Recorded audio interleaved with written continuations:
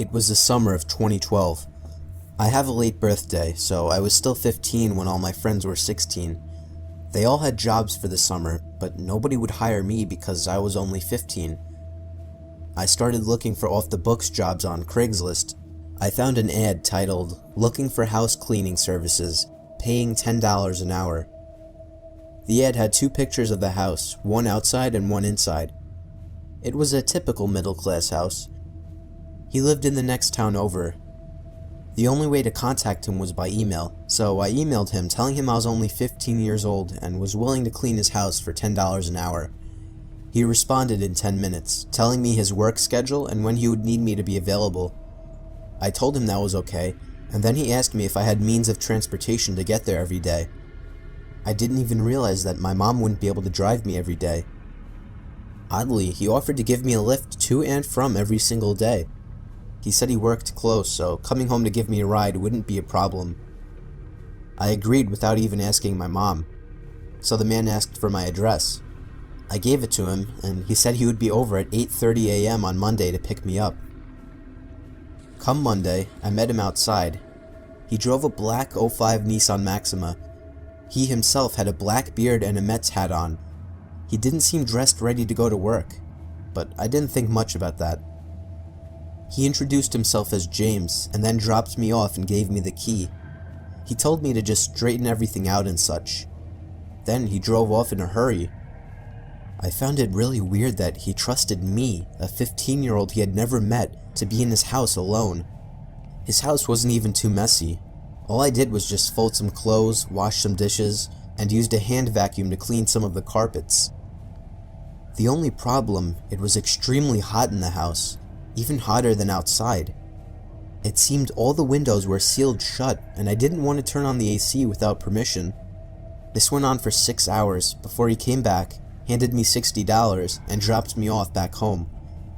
He seemed extremely nice, and I felt I had lucked out finding that ad. This went on for a good 2 weeks, and my mom was okay with it since James was actually paying me. Then, one Friday night, I woke up feeling really thirsty. So I got up to get some water. I looked out my window, and I saw somebody standing there looking into my room.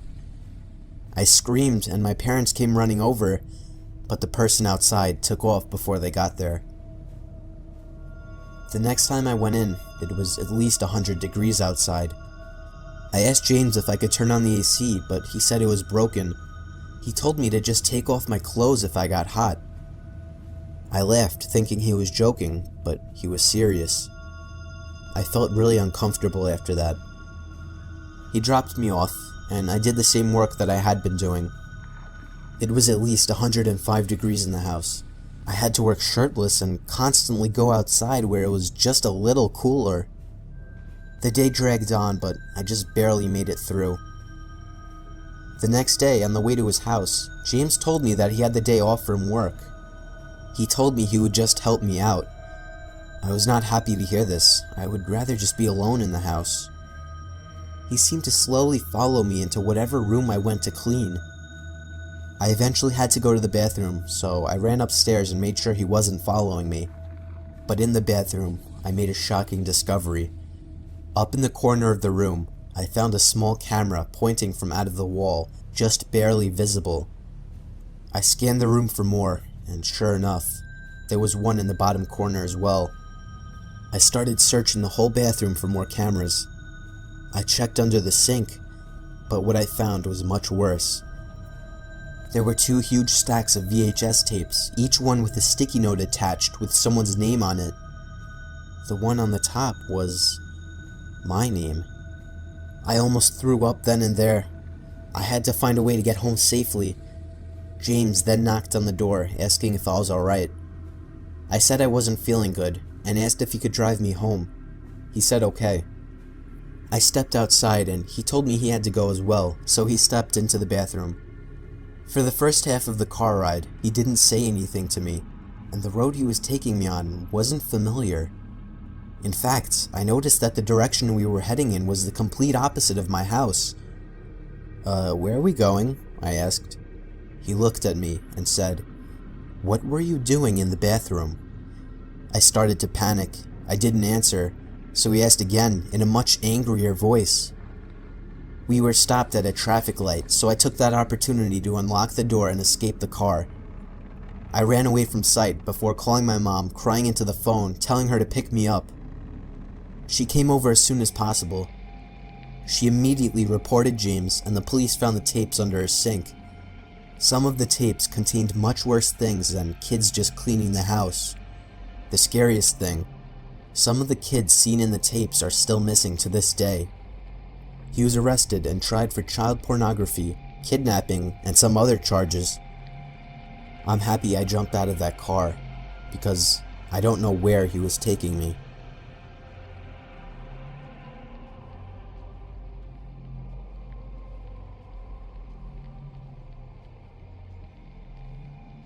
This happened about 3 months ago. Me and my roommate decided on getting a used couch, so I thought Craigslist would be a great place for used furniture. I scrolled through about 3 pages before finding a black leather couch. It was in really good condition, and it had a really good price, around $200. I told myself this was too good to be true, and man, I should have listened to myself. We arranged a price, and the guy told me to meet him at his place over email. My roommate was out working overtime, so I had to go alone. The address was a little ways out of town. The house was surrounded by trees. You had to go through the drive-thru to be able to see it. I got out of my car and knocked on the door. This house was different. It was small and wooden, and it looked pretty eerie. When I knocked the 3rd time, I heard creaks on the wood floor coming from inside. Anyone could tell it was footsteps, but it sounded like they were tiptoeing. Then, I heard a faint, muffled voice through the door. Hey, are you the couch guy? But they sounded pretty rushed. So I responded, yes I am.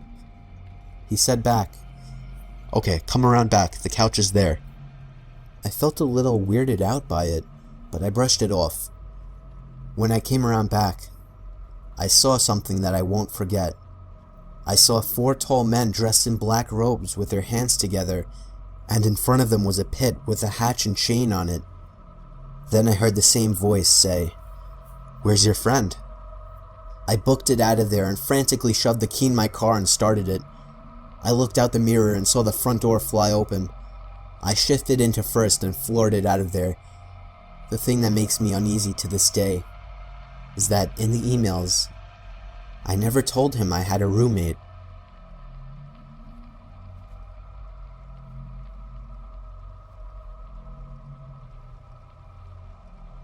I was about 12 years old.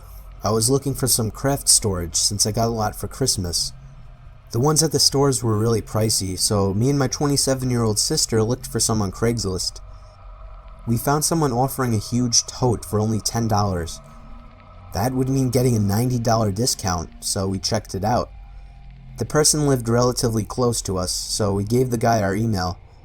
He emailed us within an hour and asked where we should meet. I said we should meet at Dollar Tree since it was a short walk away. He, to my surprise, asked to meet at my home. I lived in an apartment, so that would be inconvenient, so I said that we lived farther away. He said he could drive, but we said no. So we eventually said it was okay to meet at Dollar Tree, but he could only meet up at 9 p.m. I said that's okay, even though it would be dark by then. He said to meet up today. My sister worked the night shift tonight, so she said I could walk there and back and to just bring my wagon so I could just put the tote in it. She gave me $10 and I started walking at 8:30. I arrived just on time and I saw an old knocked up '06 Kia.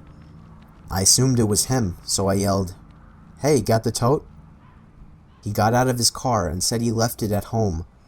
He asked if I wanted to take a drive with him to his house. I said I can't because it wasn't okay with my family. He said he would drive me home, and I firmly said no. He said if I came with him that I could get the tote for free. I got a very uneasy feeling. He said, "Hey, your address is 234 Letter Road, right?" My heart dropped into my stomach. I got freaked out and ran all the way home. I got home and ran upstairs like a demon was chasing me. I got in my room and locked all the doors and windows. I also covered them with black clothing and such. That night I was shaking like crazy. And then, I heard a hefty man coming up the stairs. Almost no one on my floor was up this late, and no hefty man lived there. I heard a voice, and I almost fainted. "Hey, you still want that tote? It's down in my car. Come help me get it." I almost puked and fainted. I looked through the peephole to see the man's back facing my door.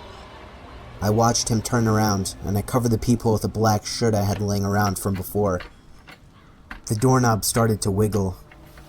I went under the sink cabinet and was silent as a worm. He started to try to kick the door down, and eventually he did. I felt like I was ready to die. I grabbed an old broom that was sitting in the cabinet. The kicking down of the door woke up my neighbors, who came running in with a baseball bat. My neighbor whacked the guy in the face with the bat, and the guy fell to the floor. I got out with the broom and gave the man a wimpy whack before he stood up and tried to grab me. I physically jumped down the stairs and ran down the street to my sister's work like I was going to die, and I thought I was. I ran to the nurse's station and started to have a breakdown. I was crying and almost throwing up, and the nurses looked at me like I was just raped or something. I told them that a man was following me and was going to kill me. They got my sister and called the police. It turned out he was a serial rapist. Me and my sister moved, and she went away to college.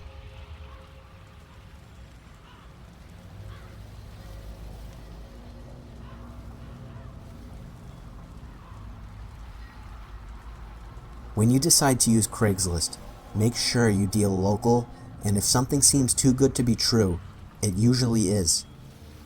I was 20 years old, still driving my grandpa's old Buick that he handed down, and I hated it. I wanted to drive something cooler and something more age-appropriate. Well, I was making decent money, and I wanted to buy a Mustang, so I started searching Craigslist. And within a week, I found something that seemed unbelievable. A 2013 blue Mustang GT convertible, manual transmission, no accident history, with only 32,000 miles, and the shockingly low price of $16,000. I saw the ad was just posted 4 minutes ago, so I knew I had to act fast. I called the number listed, but it just went to voicemail. I called again, and this time on the 4th ring, a man picked up the phone. I told him I was interested in the car, and he started laughing and joking about how he had just listed it a few minutes ago. He honestly sounded almost too normal and friendly. He gave me his address, and I told him I'll be over at 6 to check it out. After hanging up and realizing this guy sounded normal, I was just so excited to think that I had just found such a good deal.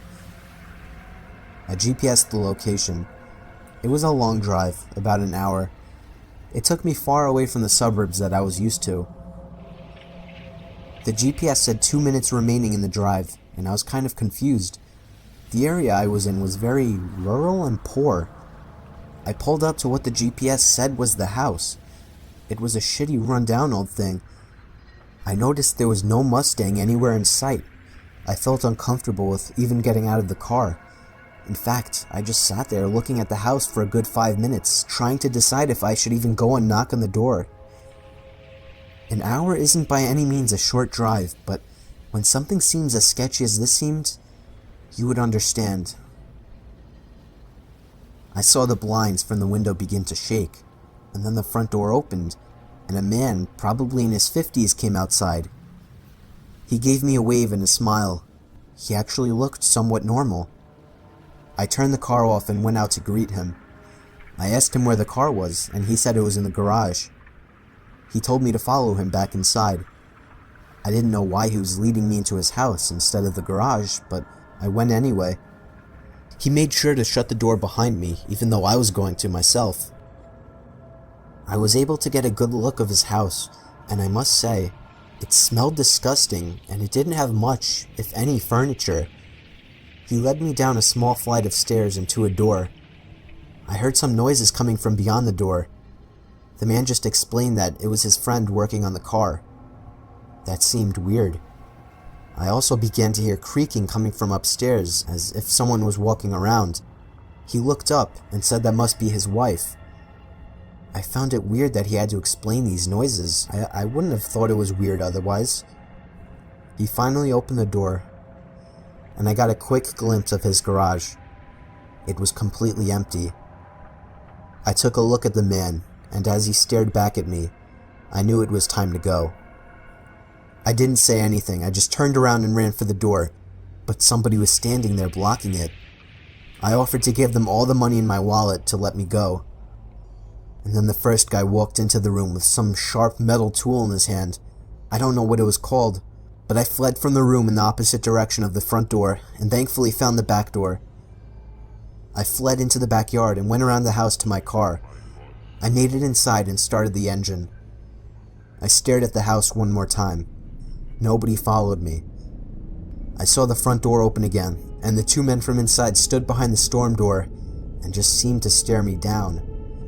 I gave them the finger and drove off halfway down the road before calling the cops. I stayed nearby until I saw the cops pull up to the house. The two men, or however many people were in that house, were gone. Nobody had actually lived in that house for years. I went home feeling angry and disturbed, but also grateful that I escaped with my life. That night, I got a phone call from an unknown number at like 2 in the morning. I didn't answer, and they didn't leave a voicemail.